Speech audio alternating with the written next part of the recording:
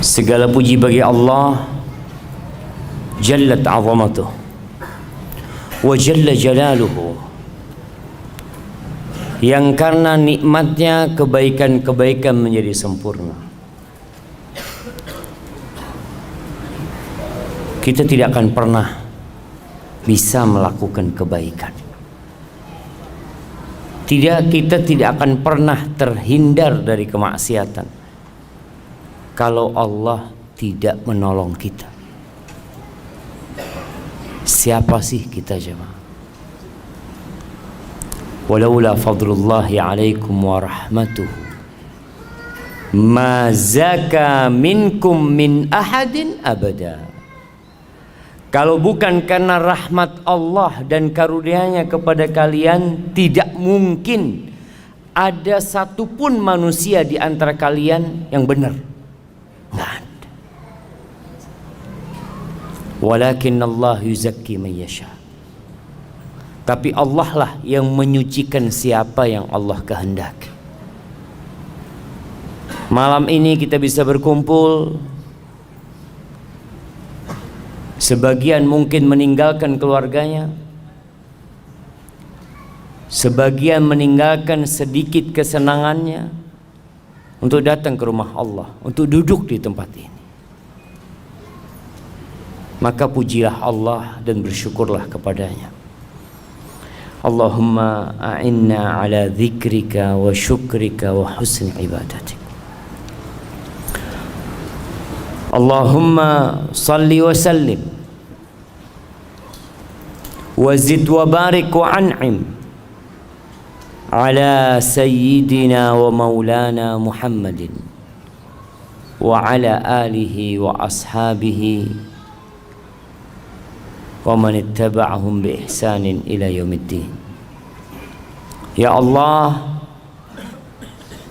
semoga salawat dan salam senantiasa Engkau curahkan kepada hamba kekasih-Mu, kepada baginda Nabi kita Muhammad alaihi salatu wassalam, yang telah mengajarkan kepada kita segala sesuatu yang kita perlukan dalam kehidupan ini. Sampai bagaimana kita masuk toilet, keluar toilet, berada di dalam toilet, itu udah diajarin sama Nabi alaihi salatu wassalam. Sedetail itu Rasulullah SAW mengajarkan kepada kita, jemaah. Karena kita manusia yang bodoh dan penuh dengan kezaliman. Maka sebagai bentuk terima kasih kita adalah memperbanyak salawat buat Nabi alaihi salatu wassalam dan memperjuangkan apa yang sudah beliau sampaikan. Semoga salawat itu bersambung untuk keluarga beliau. Jemaah rahimakumullah, kita nih yang udah keluarga kadangkala dapat godaan dari istri kita. Rasulullah sallallahu alaihi wasallam juga pernah mendapatkan godaan dari istri. Bicara tema kita malam ini, godaan wanita itu dahsyat. Sampai akhirnya Rasulullah sallallahu alaihi wasallam memboikot istri. Istri-istri. 9 istrinya tidak ada yang digaulin. Bahkan beliau tidak berkunjung ke rumah mereka. Kenapa? Mereka ribut urusan dunia. Mereka sibuk minta tambahan nafkah. Ada yang istrinya minta tambahan nafkah. Lalu Allah turunkan firman-Nya di surah Al-Ahzab ayat 28-29. Apa kata Allah? Ya ayyuhan nabi, wahai nabi, qul li azwajika, katakan kepada istri-istrimu, in kuntunna turidnal hayatad dunya wa zinataha fata'alain umatti'kunna wa usarrihkunna sarahan jamila. Wahai istri-istriku, dipanggil tuh satu persatu. istri Nabi SAW. Mulai dari Aisyah, ditanya, kalau yang kalian inginkan itu kehidupan dunia, perhiasan dunia, kenikmatan dunia, ya udah, aku akan kasih kepada kalian harta, tapi kita nggak bisa untuk bersama kembali. Aku akan ceraikan kalian dengan perceraian yang indah. Cukup sampai di sini hidup kita, nggak bisa dilanjutkan.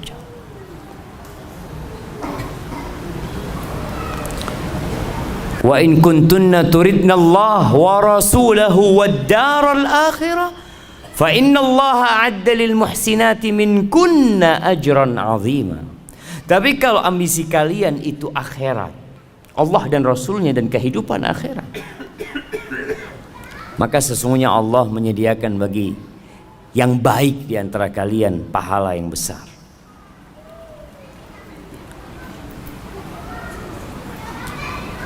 Istri-istri Nabi itu sebenarnya tidak terlalu berlebihan menurut kacamata orang sekarang.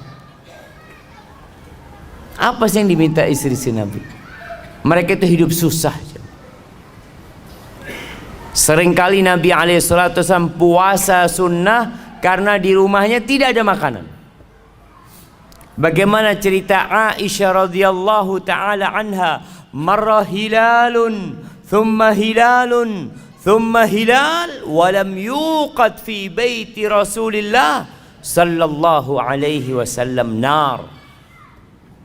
Berlalu rembulan, kemudian berlalu rembulan, masuk ke bulan ketiga, dan di rumah Rasulullah SAW itu kompornya tidak hidup. Susah hidup mereka. Tapi itu yang harus dilewatin kadangkala. Maka ternyata istri-istri Nabi memilih Allah dan Rasulnya dan kehidupan akhirat. Mereka siap untuk meninggalkan sedikit, nggak banyak jemaah. Kenikmatan dunia dan isinya ini sedikit. Kalau antum dapat duit 1 triliun, banyak apa dikit jemaah? Antum pegang 1 triliun dan pegang 1 ekor lalat, bisa 1 triliun bikin lalat? Bisa 1 triliun bikin lalat jemaah? Gak bisa. Supaya antum tahu, dunia ini benar-benar gak ada. Kalaupun ada nilainya dikit. Qul mata'ud dunya qalil. Dikit kenikmatan dunia ini. Maka semoga salat bersambung untuk keluarga Nabi yang mereka telah mendampingi Rasulullah sallallahu alaihi wasallam dalam kehidupan beliau, dan kelak istri-istri Nabi akan mendampingi Rasulullah sallallahu alaihi wasallam di surganya.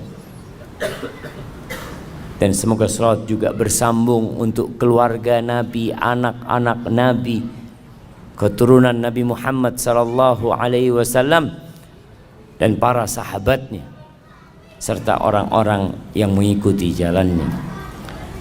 Amma ba'd. Jamaah rahimakumullah, kita hidup di masa yang gemerlapan kehidupan dunia ini begitu menggoda.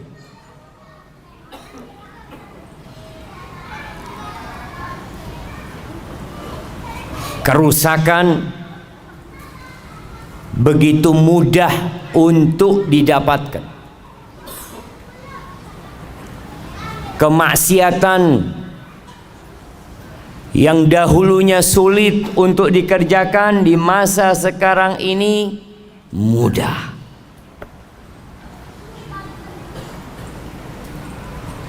Karena apa? Karena teknologi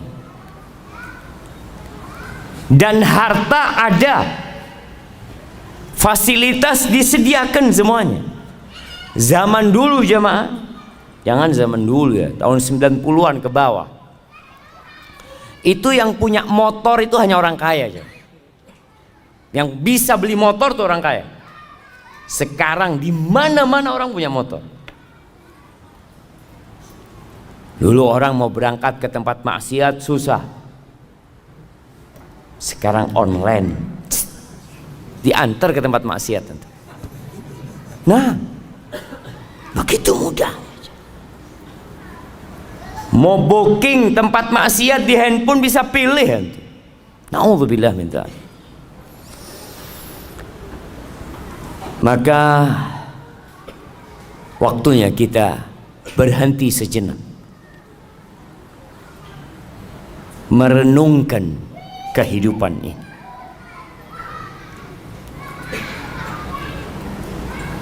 Karena jangan sampai kita baru berpikir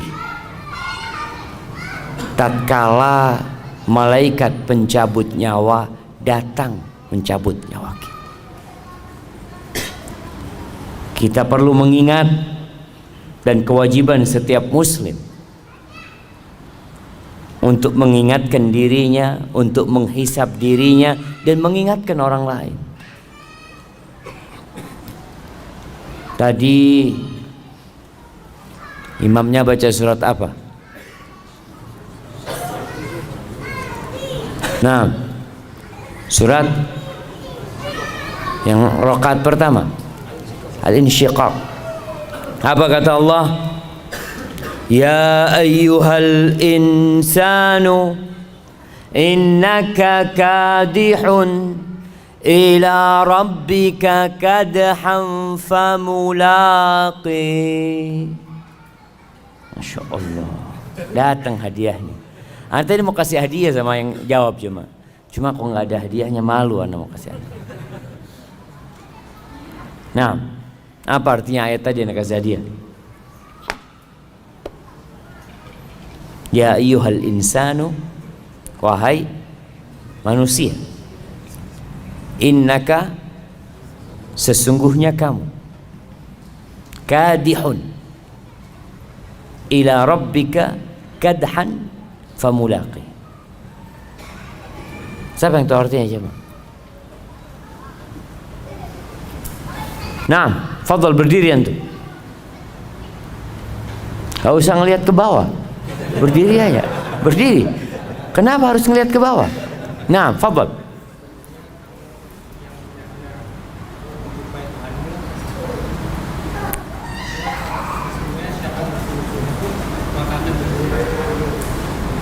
Sesungguhnya siapa yang bersungguh-sungguh akan berjumpa. Yang enggak bersungguh-sungguh sama semuanya. Innalillahi wa inna ilaihi rajiun. Kasih hadiah enggak apa coba. Kirim ke belakang. Iya. Artinya kita itu bekerja, beramal yang pasti kita akan jumpain hasil kerjaan kita. Kita semua menuju Allah Azza wa Jalla, semuanya. Tapi ada yang sampai dan ada yang tidak sampai. Jamaah rahimakumullah, di antara yang menyebabkan manusia itu terlena ada dua hal. Yang pertama, lupa, dan yang kedua malas. Nabi Adam alaihissalam bagaimana terjebak dalam dosa? Apa kata Allah? Walaqad ahidna ila Adam min qabl fanasi walam najid lahu azma. Itu Allah udah kasih perintah kepada Nabi Adam alaihissalam, jangan deketin nih pohon, boleh semua engkau makan kecuali pohon ini.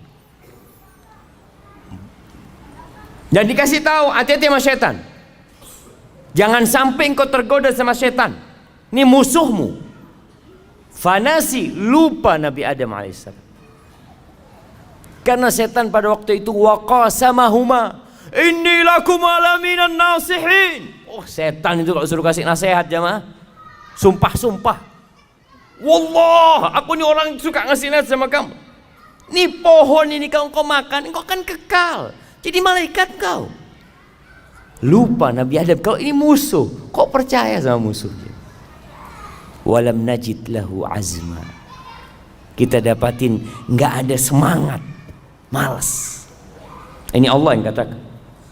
Akhirnya Nabi Adam turunkan. Maka dua hal ini penyakitnya, lupa dan malas, futur. Ketika seorang lupa, kenapa dia beribadah kepada Allah? Kenapa dia melakukan ketaatan kepada Allah? Maka lupa ini akan mengantar dia kepada kejenuhan. Jenuh antum jangan. Kenapa sih anak kok datang kajian? Ngaji pulang, sholat, masjid. Males antum akhirnya. Awalnya dari lupa. Oleh karena itu kajian terus diadakan. Khutbah Jumat nggak pernah berhenti. Mengingatkan orang. Cuma yang diingatkan ini datangnya ketika qomat. Gimana mau diingetin jam? Anda melihat di sebagian tempat itu orang udah datang, apalagi kalau karyawan ya di tempat kerja, itu mereka udah keluar dari tempat kerjanya, duduk di luar, nunggu biasanya. Nunggu apa? Nunggu qomat. Maka seringkali anak ini ngomong sama teman-teman, kapan sih kita bisa mendakwain mereka tuh yang lupa? Bisa sampai kepada mereka. Alhamdulillah teknologi membantu.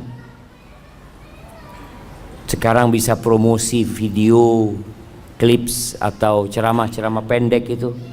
Ana ngomong sama bagian admin, tolong dikirimkan ke orang-orang yang nggak ke masjid, yang nggak suka ibadah, nggak, itu yang dikirimin. Kalau yang sudah sering ke masjid, sering kajian, jangan dikirimin. Alhamdulillah dia. Karena memang lupa dengan tujuan hidup manusia. Kenapa dia melakukan ketaatan ini? Itu akan membuat kita jenuh dan bosan menjalani kehidupan ini. Antum lihat orang yang nungguin di rumah sakit. Kenapa dia sabar jam? Kenapa ada yang nunggu sampai 2 jam nunggu dokternya? Anak pernah nunggu dokter 2 jam lebih. Berangkat ba'dal maghrib antar anak. Antar istri apa anak? Lupa anak. Kayaknya istri, ya istri. Istri tapi bawa anak gitu. Anak pagi datang ke rumah sakit. Anak ambil janji, tanya nanti jam 7 datang. Anak pikir jam 7 datang langsung masuk jam. Jam 9 masuknya jam. Ternyata jam 7 itu dokternya baru datang. Apa yang membuat anak bersabar? Karena anak tahu tujuan anak datang ke sini. Anak perlu sama dokternya ini. Ya udah ditungguin. Mau gimana sekarang? Maka kita diperintahkan untuk mengingatkan orang-orang itu. Kenapa sih kita ada di muka bumi ini? Ngapain? Orang kerja dari pagi sampai sore, besoknya kerja lagi, lusa kerja lagi, bertahun-tahun di Angkasa Pura.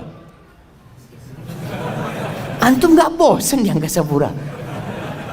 Ini yang kerja Angkasa Pura nggak bosan? Berapa tahun antum? 10 tahun. Ustaz. Allahu Akbar.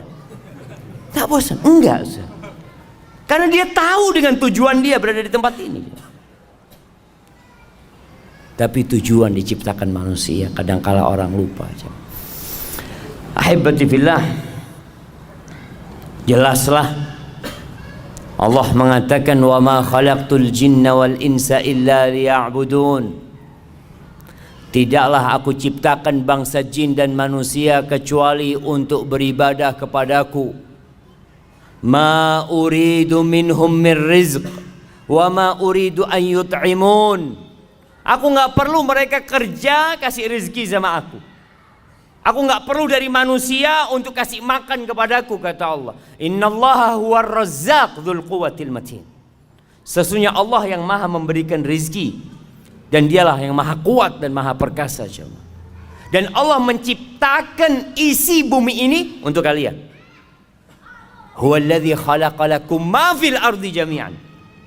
Dialah Allah yang menciptakan untuk kalian semua yang ada di muka bumi ini. Ini ayat dijadikan sandaran oleh para ulama bahwa semua yang ada di muka bumi ini hukumnya halal. Boleh, kecuali kalau ada dalil yang mengharamkan. Karena Allah menciptakan semuanya untuk manusia. Untuk manusia jemaah, untuk kita. Artinya Allah memfasilitasi kita, dikasih fasilitas semua untuk apa? Untuk beribadah. Bukan untuk bersenang-senang, enggak. Sebagaimana kalau ada orang bekerja, dikasih fasilitas sama bosnya. Kamu kerja di sini, nah itu ada kolam renang di rumahmu, kita kasih rumah, kasih kolam renang, kasih pembantu. Kemudian di belakang rumahnya ada kolam ikan. Masya Allah. Akhirnya orang ini kerjanya berenang sama mancing. Kira-kira sama perusahaan dipecat nggak tuh orang jemaah? Saya kasih semua itu supaya kamu kerjanya bener gitu loh. Nggak mikirin macem-macem. Tapi jangan akhirnya kerjanya antum berenang mancing, berenang mancing. Itu yang terjadi dengan kebanyakan manusia. Lupa bahwa fasilitas diberikan agar antum beribadah. Mudah antum beribadah, nggak repot. Tapi sekali lagi banyak yang lupa, sehingga kerjanya ya hanya bersenang-senang. Luqman Al-Hakim, ini diriwayatkan Luqman Al-Hakim mengatakan sesuai dengan tema kita hari ini, bi akhiratat bidunyak tarbahhuma jami'an. Kata dia, belilah akhiratmu dengan duniamu. Beli akhirat dengan dunia. Artinya modal kita dunia. Kita kalau bicara alat tukar kita nih dunia. Tukar duniamu dengan akhirat. Engkau akan beruntung dua-duanya. Dapat dua-duanya. Wala tabi' dunyak bi akhiratik takhsarhuma jami'an. Jangan sampai engkau jual akhiratmu untuk mendapatkan kenikmatan dunia. Engkau rugi dua-duanya. La dunia dapat wal akhirat. Rugi dua-duanya. Dan antum bisa melihat orang-orang yang sukses dunia tapi jauh dari ibadah, dapat apa dia? Dapat tua, capek bekerja, dia pikir nanti saya akan menikmatin di akhir hidup. Saya mau capek sekarang. Ya, akhir hidup stroke. Punya moge 7 di rumahnya. Terus katanya mau dinikmatin ini. Ya itu mau dinikmatin gimana kata dia. Punya duit banyak, makan donat nggak boleh. Donat lah. Terus apa? Bubur. Makan bubur iya. Anak punya duit banyak kayak gini, nggak ada gunanya, nggak ada gunanya. Antum lihat siapa? Maka belilah akhiratmu dengan jual dunia. Kita akan untung dua-duanya. Seperti petani. Antum pernah ngelihat petani jagung nanam rumput? Pernah ngelihat anak mau tanam jagung sama rumput? Jangan. Tanam jagung, rumput tumbuh sendiri. Gitu iya. Antum lihat tuh petani jagung ketika tanam apa dia? Jagung. Jagung dia tanam bibitnya, jagung keliling. Subhanallah, tahu-tahu ada rumput. Alhamdulillah dapat rumput, kasih makan buat kambingnya, apanya. Tapi jangan kemudian sibuk antum cari rumput, lupa sama jagung. Ada dulu yang ngasih permisalan, dunia ini seperti orang yang lagi ngelola sawah, macul sawah. Mau tanam padi harus dibajak. Kadang-kala orang lagi bajak sawah ini, masya Allah jemaah, ada belut lewat, alhamdulillah dapat belut. Ada lele keluar, alhamdulillah. Jangan kemudian antum sibuk cari belut, cari lele, antum nggak tanam padi antum. Itu yang terjadi dengan banyak orang. Jadi kenikmatan dunia cuma selingan. Ya, untuk modal ke akhirat. Allah Azza wa Jalla mengatakan tentang manusia ini, setiap Jumat disunnahkan imam sholat Jumat itu untuk membaca surat Al-A'la sama Al-Ghasyiyah. Dua-duanya mengingatkan kita tentang kehidupan dunia. Di surat Al-A'la Allah mengatakan, bal tu'thirunal hayatad dunya wal akhiratu khairu wa abqa. Tapi kalian ini lebih mementingkan kehidupan dunia. Antum lihat tuh orang-orang yang selalu ngomong kita tuh harus seimbang dunia dan akhirat. Lihat realitanya. Apakah dia seimbang dunia dan akhiratnya? Berapa jam dia cari dunia dan berapa jam dia cari akhirat? Orang tuh bisa duduk di kantornya jamaah dari jam 8 pagi sampai jam 4 sore. Duduk kajian ba'dal maghrib, setiap berapa menit lihat jam. Kok nggak selesai kajian subuh? Ini baru mulai gitu jamaah. Jadi kalau mau bicara seimbang, antum harus seimbang beneran. Antum cari dunia 8 jam, cari akhirat 8 jam. Bisa. Berat kayaknya Ustaz. Paling enggak yang wajib-wajib aja lah Ustaz, kata dia.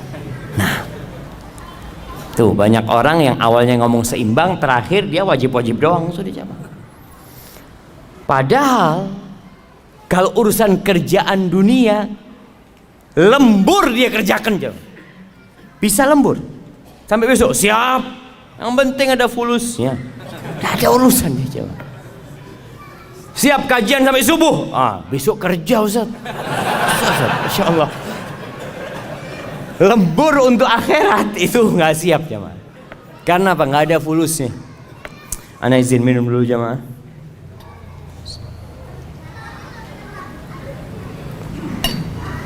Alhamdulillah.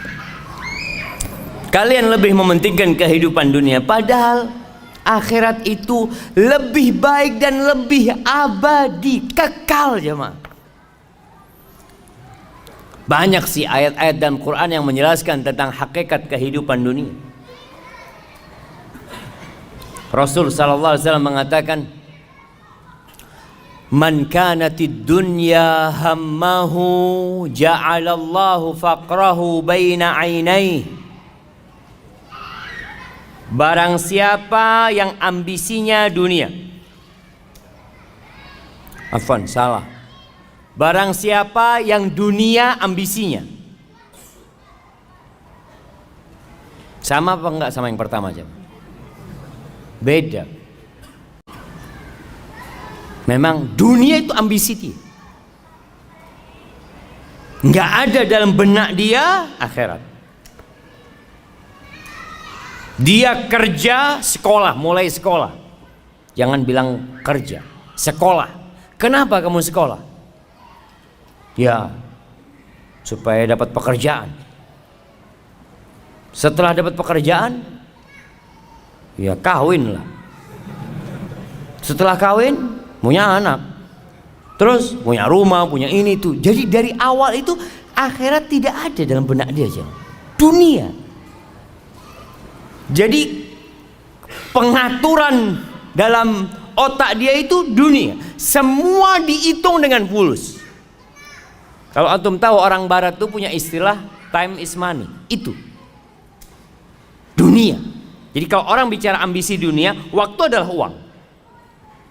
Antum duduk di masjid, antum ditanya, antum dapat apa? Maghrib sampai Isya dapat apa antum? Kalau antum buka warung dapat fulus. Antum jualan online dapat fulus. Duduk di masjid, keluar fulus. Karena ambisinya dunia, semua dihitung dengan dunia. Berangkat umroh, haji dihitung sama dunia. Umroh berapa bayarnya? Berapa sekarang jamaah? 25 juta. 25 juta. Keluar fulus itu. Tabungan berkurang 25 juta. Kemudian ninggalkan kerjaan. Keuntungan anak sehari itu umpamanya 200.000. Kalau anak ninggalkan kerjaan selama 9 hari 1.800.000 habis.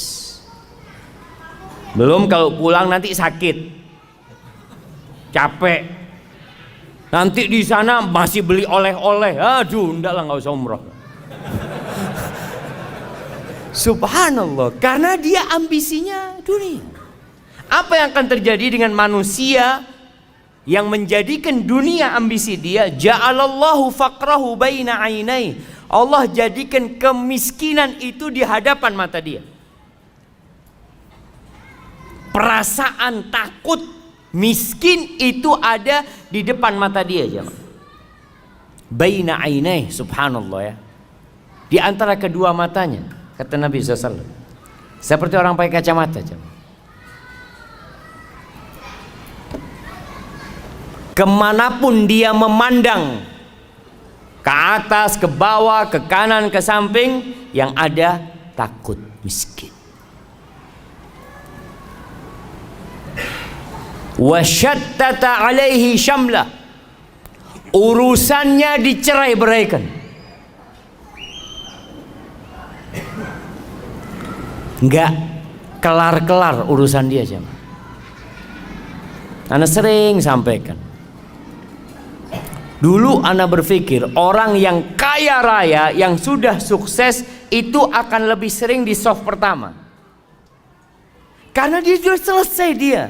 Dia mau makan sampai 7 keturunan sudah ada. Dia udah punya keran. Keran dia di rumahnya dibuka itu bukan air yang keluar, jemaah. Fulus. Sudah punya dia keran, jemaah. Tapi kenapa nggak bisa ngisi soft pertama? Urusannya ruwet. Ada banyak pekerjaan dia. Yang meeting sana, rapat sini, ya Allah. Jangan untuk ibadah, untuk keluarga. Sampai ada cerita di Arab sana. Ada satu orang kaya sukses, jemaah. Waktu untuk keluarganya itu sedikit. Sedangkan tetangganya ini miskin. Akhirnya sering kumpul sama keluarga. Habis asar duduk bareng-bareng sama anaknya, makan pisang goreng, minum kopi. Si istri orang kaya ini cemburu dengan keadaan tetangganya. Maka dia ngomong sama suaminya, "Bang, abang itu kok sibuk terus cari fulus? Nggak lihat kayak tetangga kita bisa kumpul sama keluarganya sore-sore, ngobrol, makan bareng. Masa?" Kata, "Iya." Oh ya, pinter nih suaminya, jemaah. Tetangganya dikasih modal kerja, jemaah. Kasih modal kerja sama dia, ruwet hidupnya, nggak lagi kumpul. Sama sekarang katanya. Yang awalnya punya waktu duduk sama keluarganya, nggak ada waktunya sudah, jemaah. Hadi dunia, jemaah. Jadi subhanallah, Allah jadikan urusannya. Karena tetangganya pintar, kasih, "Kamu mau nggak saya kasih modal kerja, nanti kamu bisa lebih kaya, bisa punya rumah, bisa punya mobil ini." Dibuka itu, jemaah. Ya boleh kalau gitu. Hati-hati. Boleh bekerja, nggak dilarang. Kita bicara ambisi. Ambisinya kita tuh ngapain sih hidup di sini? Ambisi antum kerja itu ngapain? Kalau dunia nggak akan pernah rampung urusan antum. Antum lihat jemaah haji kita lebih banyak yang tua daripada yang muda. Kenapa? Apa karena mereka baru sukses ketika tua, atau mereka sibuk dengan dunia baru punya waktu ketika tua? Tua pun sama jual sawah. Kenapa nggak dari dulu dijual sawahnya? Kok baru tua jual sawah gitu loh, jemaah. Sama-sama dia jual saham. Enggak, dulu masih ambisinya dunia saham. Oh jangan Ustaz, ini kan usaha Ustaz. Nanti kalau mau mati yalah nggak apa-apa dijual. Syattata urusannya dicerai beraikan jamaah. Artinya dia nggak mampu untuk menjadikan waktunya berkah. Quran nggak bisa baca 1 lembar sehari. Sehari 1 lembar nggak bisa. Apalagi one day one juice. Susah. Walam ya'tihi minad dunya illa ma qaddara lahu. Dan tidak akan datang dunia kepada dia kecuali sesuai yang sudah Allah takarkan untuk dia. Artinya dia tetap kondisinya sama walaupun kerjanya lebih keras. Kan orang berpikir semakin kerja keras semakin banyak hasilnya. Tetap yang dimakan 1 piring. Apakah kalau orang banyak duitnya makan jadi 3 piring? Malah jemaah, orang yang miskin tuh makannya lebih banyak. Antum pernah ngelihat restoran-restoran yang bebas milih apa sendiri, bakar-bakar sendiri. Kenapa letaknya di mall-mall besar? Coba di pinggir jalan. Coba buka pinggir jalan ya. Yang beli orang-orang miskin, tutup 2 hari dia. Karena orang miskin ini kalau makan Masya Allah langsung dia. Tapi orang kaya itu kan makan hanya seninya kata dia, sambil bakar-bakar. Aduh kata orang miskin, nggak usah seni-seni, ini perut lapar kata dia. Nah subhanallah, artinya semakin kaya makannya semakin sedikit ternyata jangan. Allahu Akbar ya. Dan kita tahu apa kata Nabi SAW ketika manusia mengatakan mali, mali, hartaku, hartaku. Kata Nabi SAW, walaysa laka min mal. Kau tahu hartamu yang mana? Ma akalta, yang kau makan, itu hartamu. Kemudian kau buang jadi kotoran. Wa ma labista, yang kau pakai kemudian usang, itu hartamu. Wa ma tasaddaqta fa abqait, yang kau sedekahkan kemudian engkau simpan. Kalau yang ada di rumahmu yang kau tinggalkan itu punya ahli waris, punya orang, itu bukan milikmu. Maka kadang-kala orang kerja capek bukan buat dirinya. Beda dengan yang ambisinya akhirat. Sama kerja, sama-sama sekolah, mungkin 1 bangku sama antum, mungkin 1 kantor sama antum. Mungkin orang ini tiap hari bareng masuk kantor, jamnya sama, pulangnya sama. Bedanya apa? Beda ambisi dia. Ambisinya dia akhirat. Siapa yang akhirat ambisi dia? Ja'alallahu ghinahu fi qalbih. Allah jadikan kekayaan buat dia di hatinya jemaah. Kaya dia jemaah. Ada kotak amal sedekah dia. Si fulan enggak pernah sedekah itu. Kenapa? Aduh ada kebutuhan buat anak-anak masuk rumah sakit, ini itu macam-macam, subhanallah. Yang fulan karena akhirat ambisi dia punya rezeki sedikit, dia sedekah. Kaya dia walaupun tidak punya apa-apa. Wa jama'a lahu syamla. Urusannya Allah sederhanakan buat dia. Allah mudahkan urusan dia. Allahu Akbar jamaah. Hidupnya tentram. Nggak harus kaya. Kalau bicara hidup bahagia, nggak harus kaya. Apakah antum pikir orang kaya orang yang paling bahagia? Enggak juga. Apakah engkau pikir orang yang terkenal artis itu orang yang paling bahagia? Enggak, banyak artis bunuh diri. Banyak. Antum nggak lihat orang-orang sukses ada yang matinya misterius. Di negeri kita banyak orang-orang yang dianggap public figure narkoba. Karena dia nggak mendapatkan kedamaian itu jemaah. Tapi kalau ambisinya akhirat, Allah apa? Urusannya Allah sederhanakan. Nasi sama tempe zen buat dia. Alhamdulillah. Kenapa? Karena alhamdulillah kata Nabi SAW, bihasab ibni Adam luqaimat yuqimna biha sulba. Kata Nabi itu cukup anak Adam ini beberapa suap yang punggungnya bisa tegak, selesai. Nggak macam-macam hidup ini. Yang penting punggung tegak, bisa ibadah, bisa kerja, alhamdulillah. Wa atathu dunya wa hiya raghimah. Dan orang ini, dunia itu datang kepada dia dalam posisi dipaksa, dunia datang kepada dia. Dia nggak punya ambisi dunia, datang tuh fulus jemaah. Kau tahu ngetok rumah dia, assalamualaikum. Alhamdulillah ada rezeki buat dia. Subhanallah. Ahibati billah. Permisalan dunia ini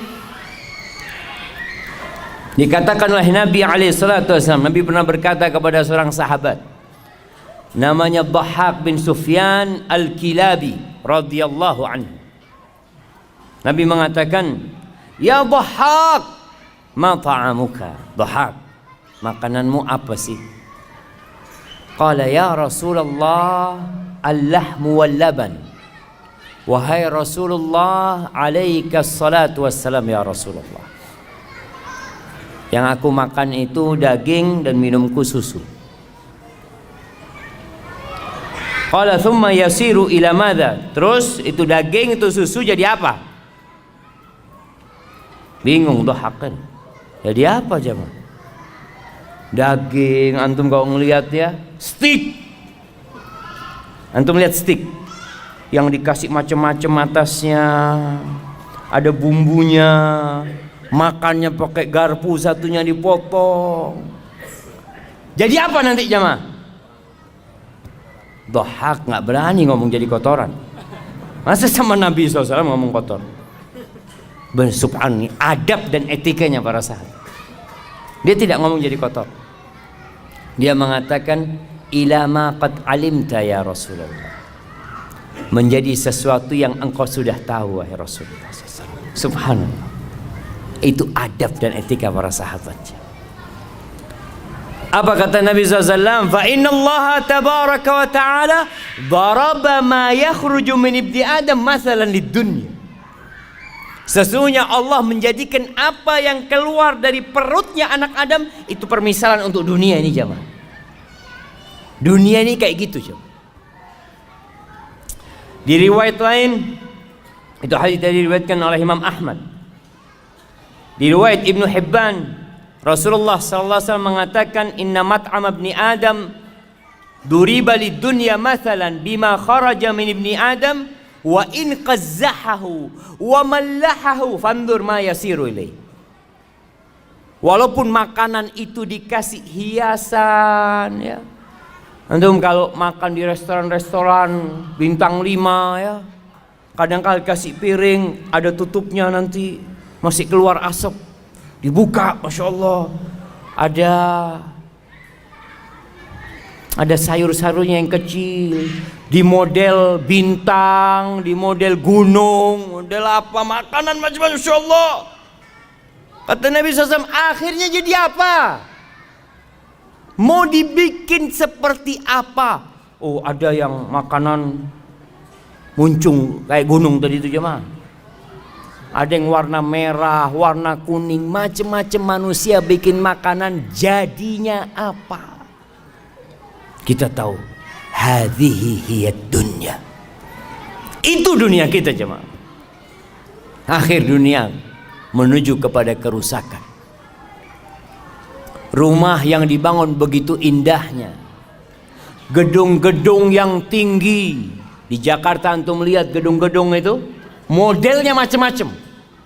Ada yang model pena, ada yang model kotak, ada yang bulat. Nanti jadi apa jemaah? Jadi debu yang berterbangan jemaah. Maka jangan sampai kita terpedaya dengan sesuatu yang akhirnya jadi kotoran. Ibnul Qayyim rahimahullahu ta'ala ketika menjelaskan tentang hadis tadi, dia mengatakan, famaghtarra biha wala sakana ilaiha illa dzu himmatin daniyah. Maka tidak akan ada orang yang tertipu dengan dunia yang kemudian condong kepada kehidupan dunia kecuali orang yang punya ambisi rendahan. Wa aklin hakir, akalnya remeh, akalnya itu kecil, nggak besar dia jemaah. Wa qadrin khasis, ya sudahlah, dia itu nggak mampu melihat sesuatu sesuai dengan hakikatnya, salah perhitungan. Maka nanti ketika mati baru akan menyesali semua itu. Hasan al-Basri rahimahullahu ta'ala mengatakan, man arafa rabbahu ahabbahu. Barang siapa yang mengenal Allah pasti cinta sama Allah. Pasti cinta sama Allah. Bagaimana tidak?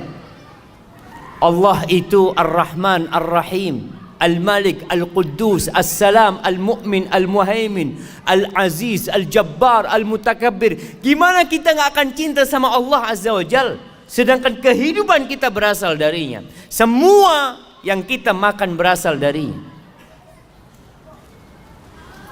Masya Allah. Dibuka 5 menit ke waktu Isya, insyaallah. Siap jemaah, kita sholat Isya dulu ntar lagi. Sampai mana kita? Anak soalnya bukanya salah barusan jemaah, jadi bismillah. Alhamdulillah. Orang yang kenal sama Allah akan cinta sama Allah. Tapi kenapa banyak manusia kok malas beribadah kepada Allah? Susah dia untuk sholat ke masjid, diteriakin hayya ala salah, hayya ala falah, karena mereka nggak kenal sama Allah. Antum tuh, kalau ada orang duduk di sebelah antum nggak kenal sama dia, lagi nungguin di bandara duduk, antum sibuk mungkin baca-baca atau WA ya. Setelah itu antum dikasih tahu, mas, yang di sebelah kamu itu, iya siapa? Wakil Presiden. Loh, Wakil Presiden, ya Allah, assalamualaikum pak, ahlan. Baru antum jadi menghormatin dan menghargain dia, karena antum dikasih tahu, antum kenal. Itu manusia biasa. Atau siapalah, antum makan di warung, ada orang datang mau duduk di sebelah antum, dalam hati kecil antum, ya Allah, ini orang nggak tahu adab, tempat udah sempit, duduk sini. Kasih tahu, mas, yang di sebelahnya itu Gubernur Jakarta. Subhanallah. Assalamualaikum pak. Baru senyum antum. Maka dikatakan tak kenal maka tak sayang. Betul. Banyak kita nggak kenal sama Allah. Kalau ada orang yang ngasih sama antum rumah, ngasih sama antum mobil, ngasih sama antum istri dan anak, Masya Allah, bagaimana penghormatan antum sama orang itu? Dipanggil antum, ditelepon, bulan antum datang ke sini, siap. Padahal antum lagi makan, aduh bismillah lah berangkat sudah, ditinggal makanannya. Karena yang manggil siapa? Yang ngasih antum semuanya. Gimana dengan Allah Azza wa Jalla? Itu kata Hasan Basri, yang kenal sama Allah dia akan cinta sama Allah. Wa man arafad dunya zahida fiha. Yang kenal sama dunia dia akan zuhud sama dunia. Yang kenal sama dunia, tahu dengan hakikat dunia. Maka antum lihat bagaimana Rasulullah SAW, beliau orang yang paling kenal sama dunia. Ketika ditawarin, Masya Allah, tawarin gunung jadi emas ya, ditawarin kenikmatan-kenikmatan dunia. Sampai Umar bin Khattab nangis, sahabat nangis melihat susahnya hidup Nabi SAW. Lalu apa kata Nabi? Mali walid dunya. Apa urusanku sama dunia ini? Innama mathali wa mathalud dunya karakibin istadhalla tahta syajaratin thumma raha wa tarakaha. Pemisahanku sama dunia ini seperti orang yang sedang berkendaraan, kemudian berhenti di rest area. Kita lihat, kalau dulu berhenti di bawah naungan pohon, orang naik onta panas berhenti di bawah naungan pohon, Kira-kira berapa lama di bawah naungan pohonnya? Sebentar, terus mau ditinggal. Antum pernah lihat orang di rest area bangun rumah? Rest area bangun rumah, anak. Pak, ngapain di sini Pak, kata dia. Kita cuma lewat, kita mau ke Bandung nih. Oh iya, nggak jadi dia. Kalau kita kenal sama dunia, kita akan zuhud dengan dunia. Sebagaimana Rasulullah SAW mengajarkan kepada kita. Tapi jemaah, kayaknya kita sholat dulu. Nah, insyaallah kita lanjutkan setelah sholat. Jadi setelah sholat nanti kita langsung kajian. Ba'diyahnya ditunda selesai sholat.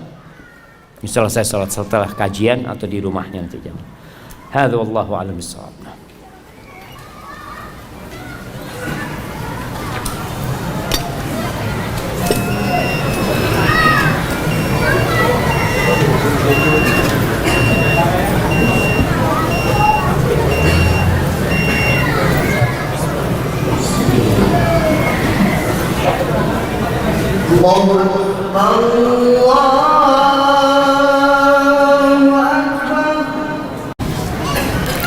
Wassalatu wassalamu ala Rasulillah. Amma ba'd. Kembali kepada dunia kita yang memang kita masih hidup di dalamnya. Sebagian orang-orang pergi dan tidak pernah kembali. Al-Imam Ibnu Qayyim memisalkan dunia dengan ucapannya, ad-dunya kamra'atin baghi. Dunia ini seperti wanita pelacur. La tathbut ma'a zawjin wahid. Dia tidak akan tetap dengan satu orang. Dia akan berpindah-pindah. Lihatlah rumah yang kita miliki. Dulu punya siapa? Lihatlah posisi jabatan yang kita dudukin. Dulu siapa yang duduk di jabatan itu? Antum bisa ngelihat tuh. Orang-orang yang menjabat, dulu menjabat, setelah itu turun ganti yang lainnya, nanti ganti yang lainnya. Dan engkau pun yang sedang duduk akan digantikan dengan yang lainnya. Hadhihi ad-dunya. Seperti wanita pelacur yang tidak akan tetap dengan satu orang. Ibnu Abbas radhiyallahu taala anhu mensifatin dunia kita dengan ucapannya, awwaluha ana. Awal dunia ini kesusahan, susah. Antum lihat orang-orang yang susah, yang sekarang sukses, bagaimana proses dia meraih kesuksesannya. Dulu menjadi ini, terus naik jabatannya, terus sekolah lagi, terus bertugaskan di sana, kemudian dapat jabatan yang lebih bagus, terus wa akhiruha fana. Akhirnya habis. Jadi kelelahan dia itu habis, coba. Awalnya kelelahan, akhirnya habis. Bukan kenikmatan. Halaluha hisab wa haramuha iqab. Yang halal antum akan dihisab. Antum makan halal, kerja capek halal, dihisab. Bener nggak kerjaan antum? Berkaitan dengan harta halal yang kita dapatkan, kita akan ditanya dua hal. Dari mana dapatnya? Kemana engkau belanjakan? Wa haramuha iqab. Jelas yang haram antum akan dihukum. Ayyuma lahmin, daging manapun, kata Nabi SAW, nabata min suhtin fannaru awla bihi. Daging mana aja yang tumbuh dari hasil yang haram, neraka lebih pantas tempatnya buat dia. Man istaghna biha futin, yang kaya terfitnah dengan hartanya. Yang punya harta banyak terfitnah dia. Kadangkala sampai merasa nggak perlu sama Allah Subhanahu wa taala. Na'udzubillah min dzalik. Innal insana la yatgha ar-ra'ahu istaghna. Kalla inna ila rabbika ruj'a.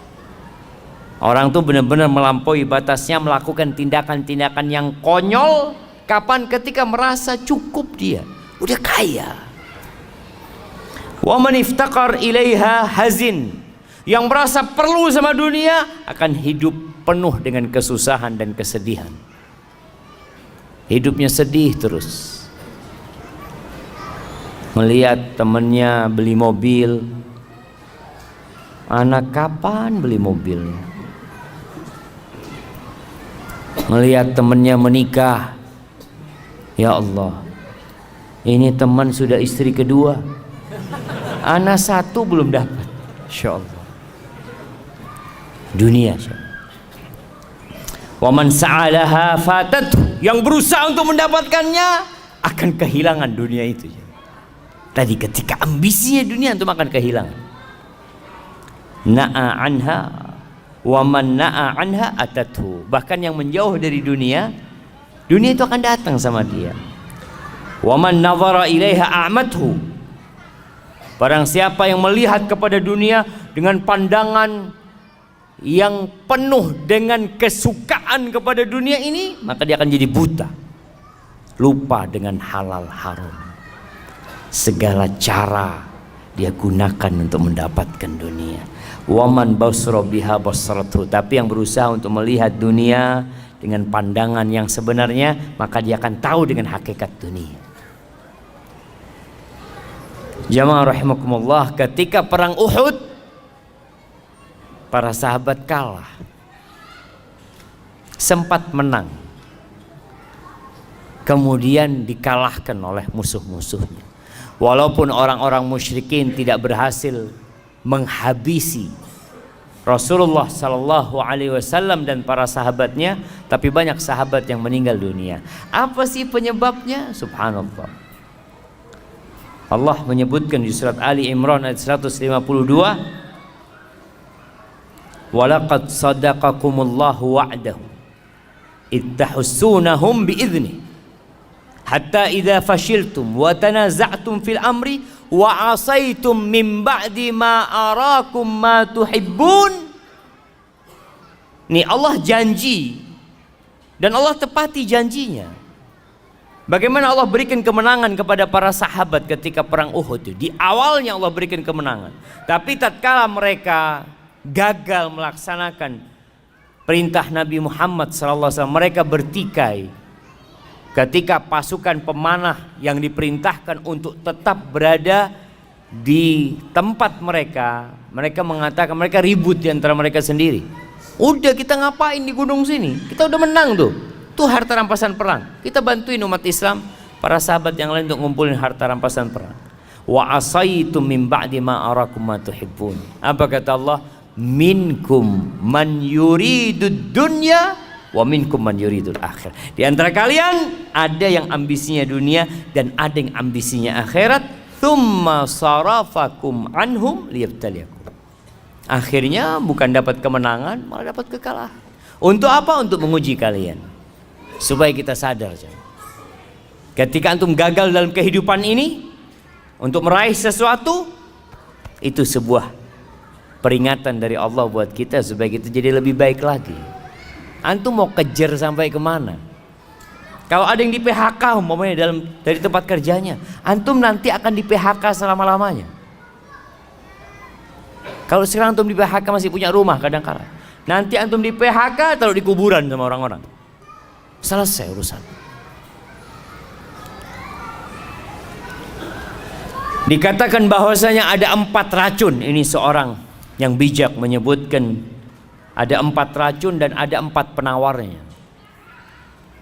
Orang tuh kalau dikasih tahu tentang racun, dikatakan ini racun nih. Kalau kau makan ini bahaya, bisa gatal, bisa apa, tapi ini ada penawarnya. Ada 4 racun dan setiap racun itu memiliki penawar. Yang pertama dunia. Dunia ini summun qatil, racun yang mematikan. Wa tiryaquha az-zuhdu fiha. Penawarnya itu zuhud di dunia. Zuhud itu bukan berarti miskin. Siapa yang tahu arti zuhud? Ana kasih hadiah. Nah, fadhal. Yang keras.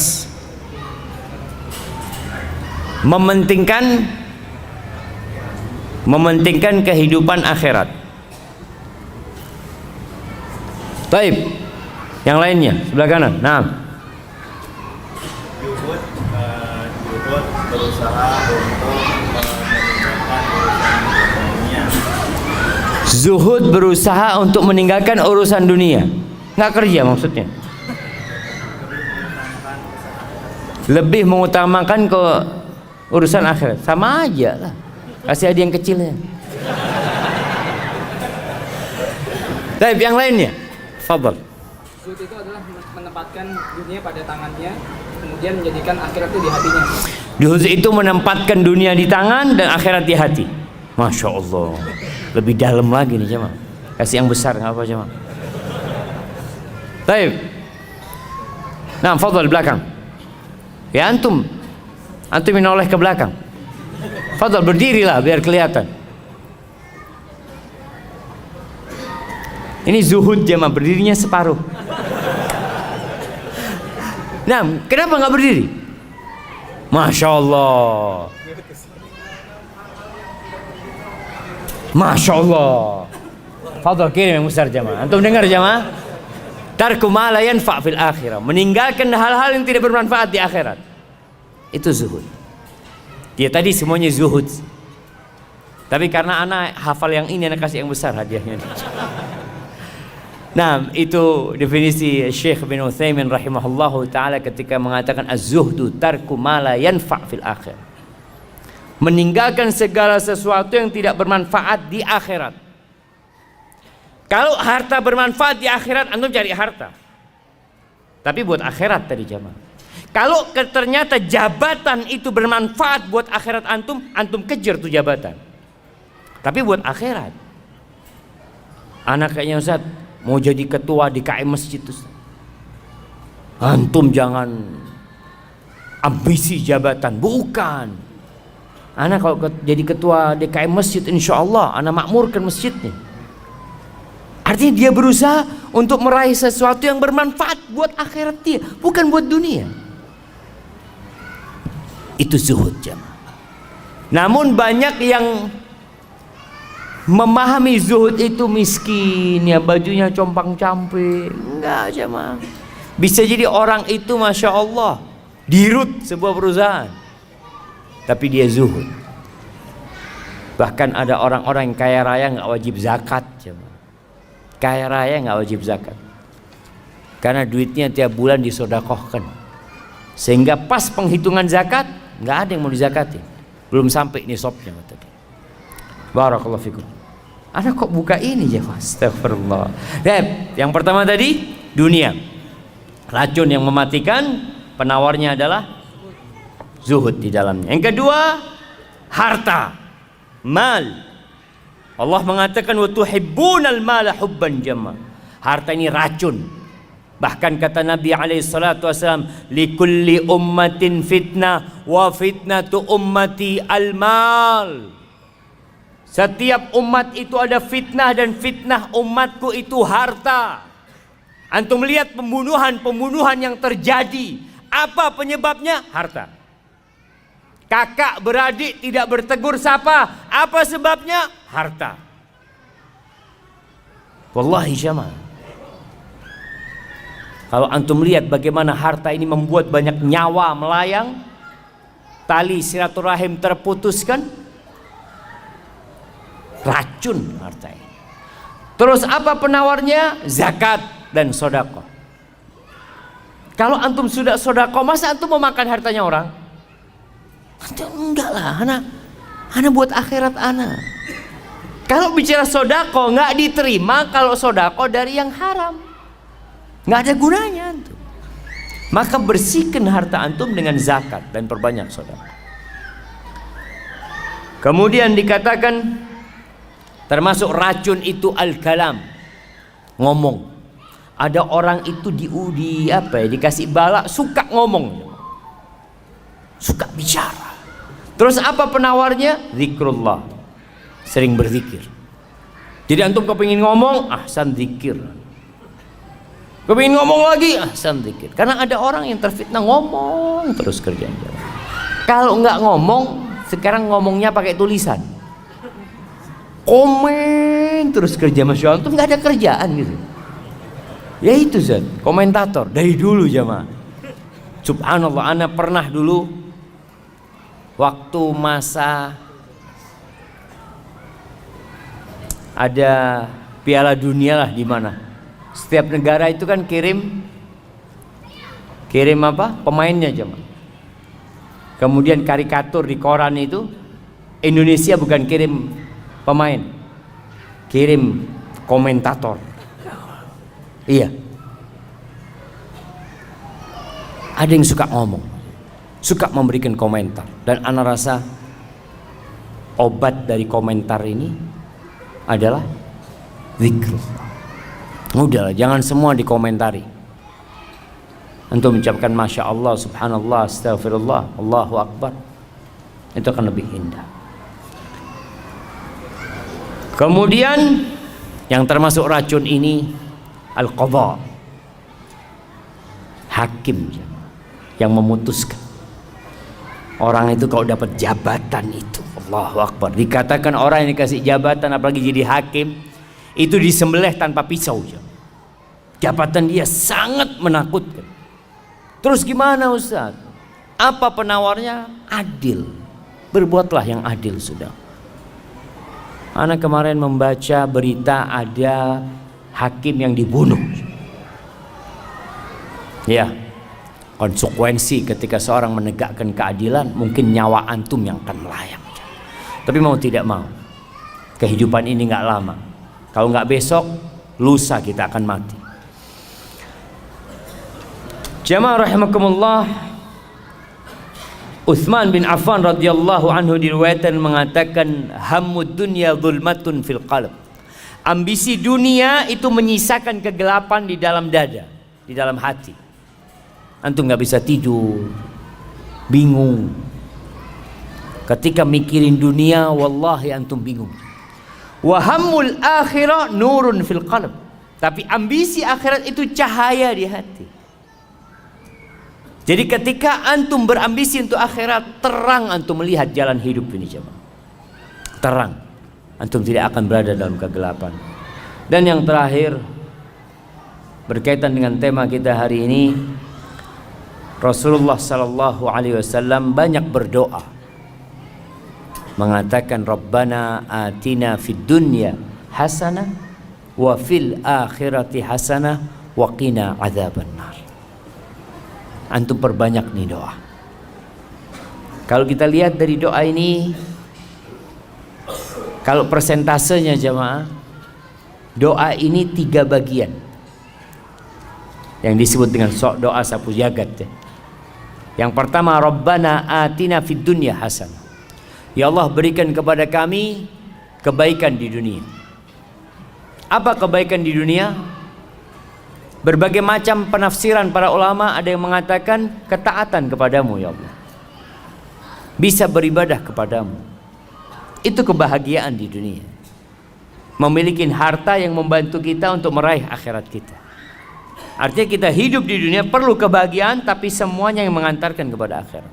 Wa fil akhirati hasanah. Dan berikan kebahagiaan di akhirat. Kita minta kepada Allah Subhanahu wa taala agar kita bisa selamat ketika dibangkitkan dari kubur, kemudian melewatin satu persatu hal-hal yang sangat menakutkan di padang mahsyar sampai bisa selamat masuk surga. Waqina adzabannar, dan selamatkan kami dari api neraka. Jadi dunia hanya sepertiga aja. 2/3-nya buat akhirat kita. Jadi kalau ada orang yang mengatakan ya kita harus seimbang dunia, kau bisa seimbang, masya Allah. Tapi paling tidak jangan sampai ambisi kita itu adalah dunia saja. Silahkan bekerja, silahkan mengais rezeki, silahkan mengumpulkan harta, tapi tetap semuanya untuk akhirat antum. Dan ketika ambisi antum akhirat, dunia akan ikut. Antum akan dapat anak-anak yang soleh, istri yang soleha, keluarga yang sakinah, mawaddah, penuh dengan rahmat. Allahu Akbar. Baik, kita masuk ke sesi tanya jawab. Masya Allah.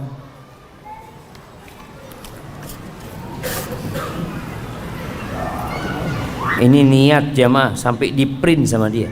Apa sekarang ada print yang bisa dibawa ke masjid? Hah? Belum ada jemaah? Printer bisa dibawa ke masjid? Assalamualaikum Ustaz. Waalaikumsalam. Ani mau tanya Ustaz. Di satu sisi kita nggak boleh pede dengan amal dan dosa kita. Bisa saja amal kebaikan kita tidak diterima oleh Allah dan dosa kita belum diampuni meskipun sudah beristighfar misalkan. Tapi di satu sisi kita harus husnudzon kepada Allah. Itu bagaimana Ustadz menyikapi dua sisi yang berbeda ini? Syukran, jazakumullah khair. Masya Allah jemaah. Pertanyaan yang sangat indah. Iya. Jadi kalau bicara dua sisi yang berbeda, kita tuh husnudzon sama Allah, suudzon sama diri kita. Husnudzon gimana? Allah itu tidak ingkar janji. Allah tuh maha pengampun, Allah tuh baik, Allah tuh maha indah. Tapi akunya yang belum benar. Kalau tadi sholat, sholat mungkin ana riya sholatnya, mungkin belum khusyuk sholatnya, ana sudah istighfar tapi ana kayaknya ngulangin lagi dosa tersebut. Jadi inilah yang harus ada dalam hamba. Allah ketika menyebutkan tentang orang-orang yang soleh, apa kata Allah? Yad'unana raghaban wa rahaba wa kanu lana khashi'in. Mereka itu terus berdoa, beribadah kepada kami dalam posisi harap-harap cemas. Jadi kondisinya dia berharap, nggak boleh putus asa. Tapi dia juga nggak boleh GR dengan amalan dia. Tetap dia cemas, takut amalnya nggak diterima, takut di dalam amalannya ada sesuatu selain Allah Azza wa Jalla. Jadi posisinya antum tetap berharap kepada Allah dan cemas dengan amalan antum yang mungkin belum sempurna. Oleh karena itu, selesai sholat kita baca apa? Astaghfirullah, minta ampun sama Allah SWT. Ketika antum dengar ayat wa man yattaqillah yaj'al lahu makhrajan wa yarzuqhu min haitsu la yahtasib. Barang siapa yang bertakwa kepada Allah, Allah akan kasih solusi buat dia. Dan Allah akan kasih rizki dari arah yang tidak disangka-sangka. Lalu dia mengatakan, Ustadz, ana ini sudah hijrah, sudah sholat di masjid, sholat malam, kok rizki masih sempit? Oh, ini suudzon sama Allah. Seakan-akan kok janjinya Allah nggak datang. Jangan. Antum harus terus mengatakan, ya Allah, mungkin aku belum pantas mendapatkan, ya Allah, mohon maaf lagi ya Allah. Sampai sebagian ulama mengatakan istighfaruna yahtaju ilal istighfar. Istighfar kita itu perlu istighfar jemaah. Kita udah istighfar, masih perlu istighfar lagi. Karena mungkin istighfar kita belum dari hati. Maka seperti itu yang dimaksud, kita husnudzon sama Allah tapi suudzon sama diri sendiri. Hadza wallahu a'lam.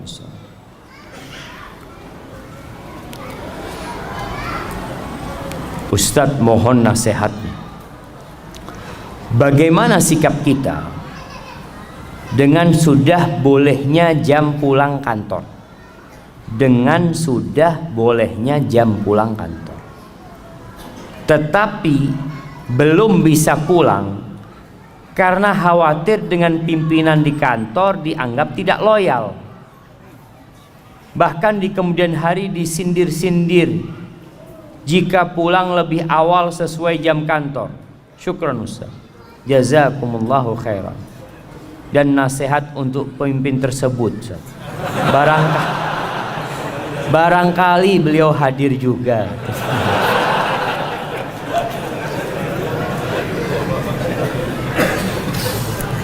Jamaah rahimakumullah. Ya, kalau kita bicara jam kerja, ya udah, laksanakan tugas kita dengan baik sampai jam kerja usai, antum boleh pulang. Tapi ada yang namanya ihsan. Ihsan itu berbuat baik yang lebih dari tugas kita. Artinya kalau memang antum kerja 5 jam, kemudian ada kerjaan yang belum selesai, padahal antum udah boleh pulang sebenarnya, tapi anda selesaikanlah. Tapi jangan karena bos, tapi karena Allah Azza wa Jalla. Innallaha yuhibbu idza amila ahadukum amalan ayyutqinahu. Allah tuh suka kalau seorang di antara kalian beramal untuk menyempurnakan pekerjaannya. Ini babnya bukan gaji lagi. Kalau antum lembur ada gaji, tapi ini babnya pahala di sisi Allah Azza wa Jalla. Kemudian kalau antum dikatakan tadi untuk menjaga kebersamaan di kantor ya, mungkin bos punya kerjaan yang belum selesai yang perlu kita bantu, makanya antum jaga hubungan baik dengan bos, dengan atasan. Datang, bos, ada yang bisa anda bantu? Kalau enggak anda pamit mau pulang, bos. Jadi tetap hubungan itu baik. Atasan merasa dihargain. Kenapa? Apa nggak bisa seperti itu? Atau kita yang penting pulang sudah. Udah jam kantor selesai, bos. Anda nggak perlu pamit sama antum. Masya Allah. Ini hanya sekedar babnya bab adab lagi. Ketika antum datang, bos, Anda ada acara, kalau diizinkan Anda mau pulang dulu. Tapi kalau ada kerja yang bisa Anda bantu, Anda bantu. Komunikasi yang baik jemaah, sehingga nggak ada lagi sindir-sindiran kayak gitu. Dan sejatinya bos kalau ngelihat sudah waktunya pulang, fadhol pulang. Tapi kan masalahnya kita menjaga kebersamaan di dalam sebuah tempat kerja.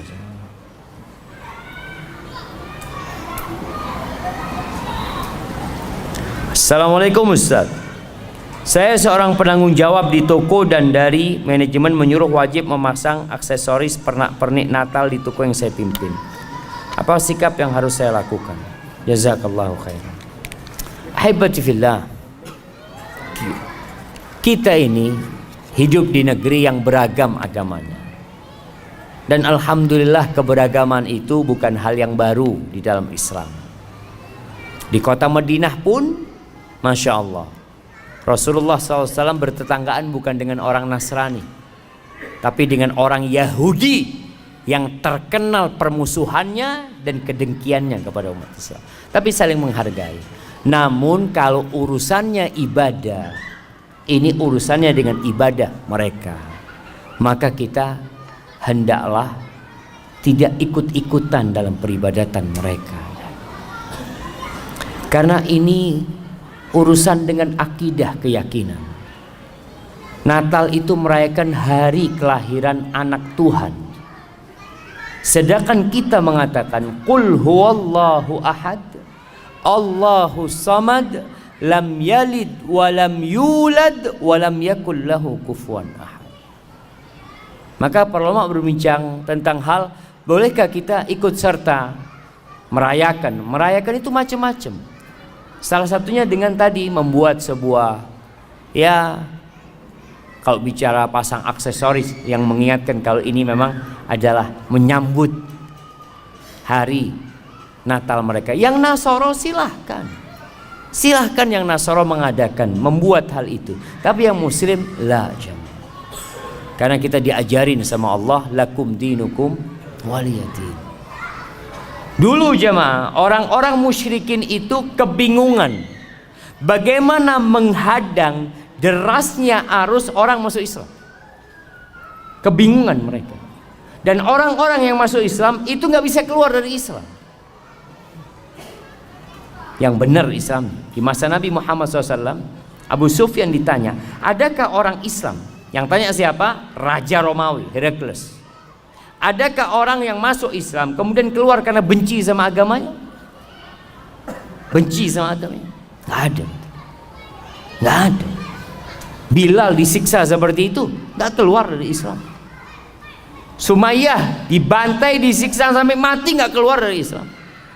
Khabbab bin Ard dibakar jemaah, dibakar di atas api sampai kering punggungnya itu, mati itu arangnya, dan dia nggak keluar dari Islam.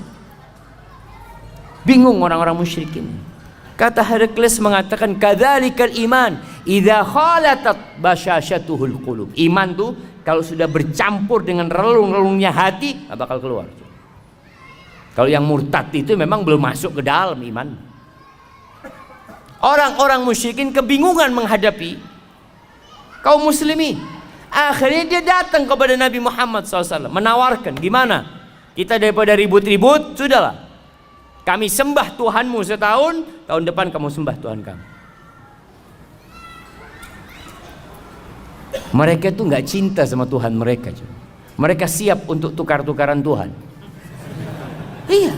Kalau orang beriman, kata Allah, walladzina amanu asyaddu hubban lillah. Orang beriman lebih cinta kepada Allah daripada kecintaan orang-orang musyrikin kepada Tuhan-Tuhan mereka, sehingga mereka siap bergonta-ganti Tuhan. Sedangkan kita langsung turun firman Allah, qul ya ayyuhal kafir la a'budu ma ta'budu wala antum a'biduna ma a'bud wala ana a'bidum ma a'badtum wala antum a'biduna ma a'bud lakum dinukum waliyadin. Bagimu agamamu, bagimu agamaku. Wa in kadzabuk faqul li amali wa lakum amalukum. Antum bari'una mimma amal wa ana bari'un mimma ta'malun. Aku berlepas diri dari kerjaan kalian dan kalian berlepas diri dari kerjaan kami loh. Kita nggak sama. Karena muncul sekarang suara-suara yang mengajak semua agama sama.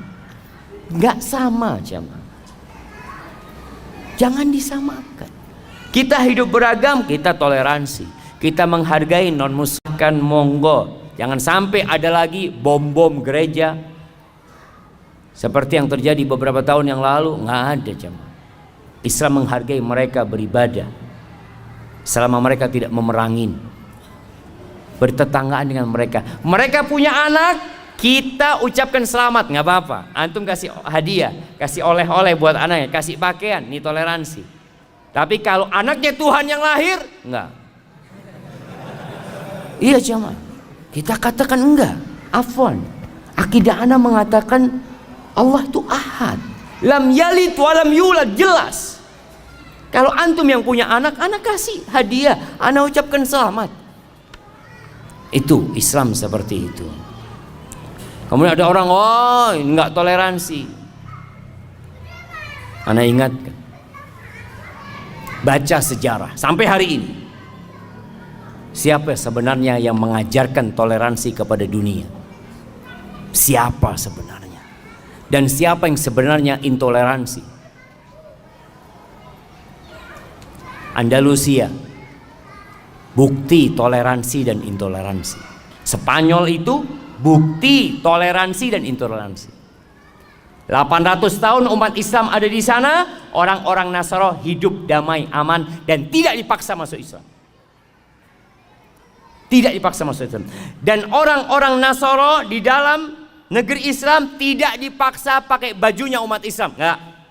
Bahkan mereka harus pakai baju khusus. Engkau pakai bajumu, pakai atributmu, tunjukkan atributmu yang memang diperbolehkan.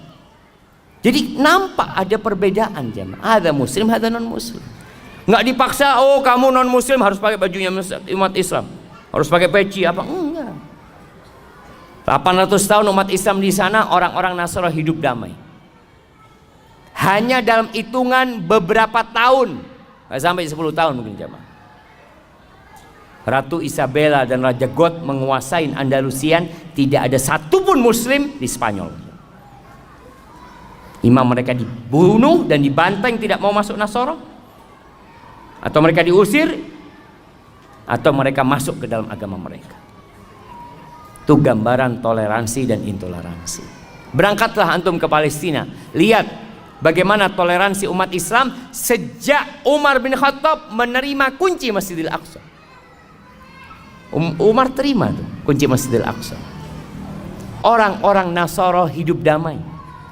Selesai mereka hidup damai di sana. Orang-orang Yahudi hidup damai. Mereka berhak ibadah sesuai dengan agama mereka. Tapi ketika kaum salibis masuk ke Palestina, itu ceritanya orang Nasara sendiri yang melihat peperangan itu. Itu darah sampai ke tengah betis. Anak-anak disembelih, dilemparkan dari menara-menara Masjidil Aqsa. Tahun 400-an Hijriah kejadian itu. Kenapa sih kok hilang toleransi itu? Ya kalau engkau berkuasa menang, ya silakan. Seperti yang dilakukan umat Islam ketika menang Nasara, dipersilahkan untuk beribadah.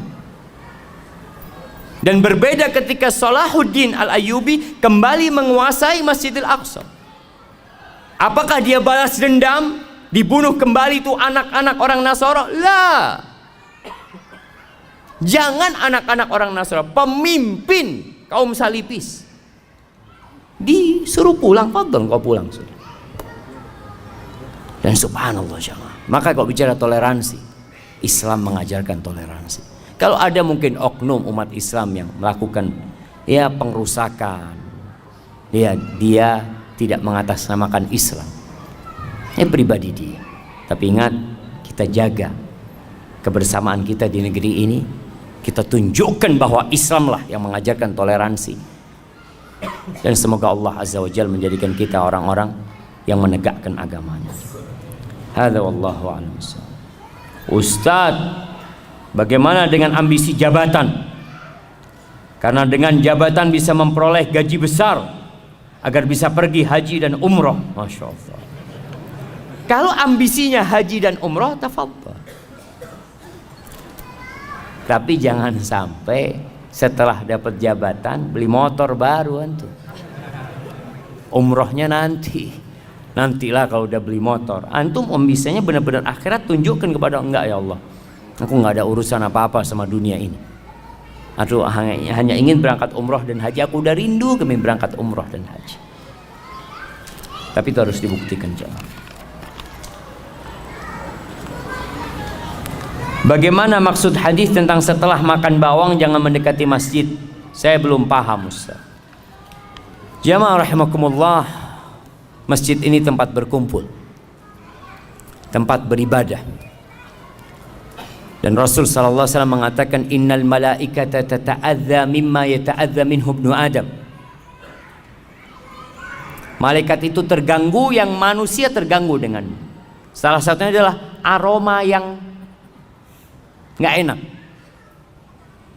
aroma yang nggak nyaman. Dulu aroma yang tidak nyaman itu bawang, ya, sampai sekarang sih. Cuma di Indonesia ini orang makan bawang mentah itu hampir nggak ada. Rasul SAW menganjurkan kalau harus makan bawang ya dibunuh, aromanya itu dengan dimasak, aromanya itu udah keluar. Tapi di beberapa negeri itu bawang itu kayak apel jemaah, dimakan bawang. Ana ngelihat ya Allah, dan baunya masya Allah. Kalau antum sholat di samping dia, Allah, aduh nggak jadi, Allah Akbar, terganggu antum. Makanya sama Nabi SAW yang seperti ini nggak boleh mendekat ke masjid karena kau mengganggu orang lain. Orang datang ke masjid untuk khusyuk, makanya dianjurkan pakai parfum, pakai wangi-wangian, bukan pakai parfum dari bawang. Indonesia apa yang bau jemaah? Pete, jengkol. Tapi mungkin ada kondisi tertentu yang kalau berkeringat itu memang jadi bau. Maka yang sama dikiaskan dengan bawang tersebut. Artinya kalau antum makan bawang kemudian menimbulkan aroma, itu yang jangan mengganggu. Kalau antum mau ke masjid pakai parfum lah. Kalau bisa pakai parfum yang modelnya taruh di dinding jamaah, tiap 5 detik nyemprot gitu ya, serot gitu ya. Karena kan takut aromanya antum ganggu sama yang lain. Artinya intinya antum nggak boleh ganggu umat Islam ketika beribadah. Dan bolehkah pindah ketika antum sholat di sebelah antum bener-bener aromanya nggak kuat antum, boleh nggak antum pindah? Boleh. Kalau memang benar-benar hilang kekhusyuan antum, pindah. Terus Ustaz, yang di sebelahnya pindah semua nanti Ustaz. Artinya antum pindah ke belakang mamanya, yang belakang maju ke depan. Allahu Akbar. Ana ditipu sama fulan. Artinya dia harap di soft itu dapat pahala menyambung soft, ternyata dikasih aroma ya. Tapi mungkin yang maju itu aromanya sama, jadi tidak terlalu apa jemaah, nggak terlalu berasa lah. Pertanyaan terakhir jemaah.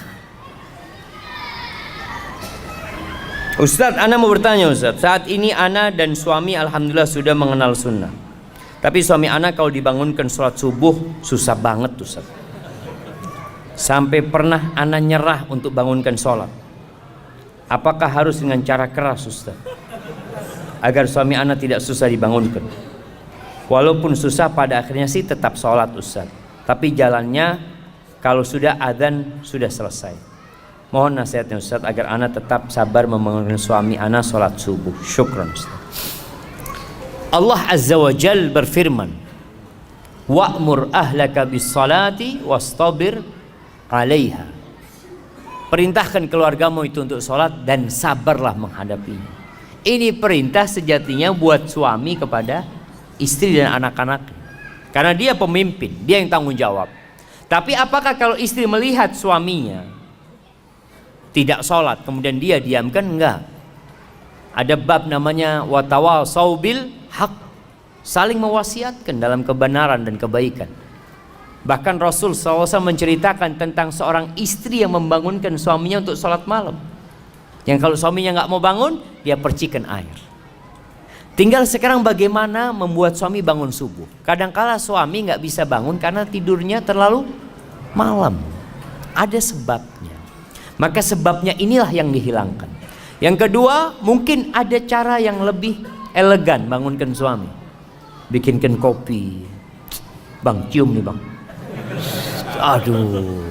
Ayo bang, minum bang. Minum bangun, tidur lagi insya Allah enggak lah. Artinya tetap dengan adab dan etika. Ada seorang ustadz cerita. Ustadz ini cerita di Jogja kejadian. Ada seorang, ya sama nih suami istri. Suaminya susah dibangunin subuh. Istrinya ini jago karate. Suatu hari karena udah jengkel jemaah, digampar suami jemaah.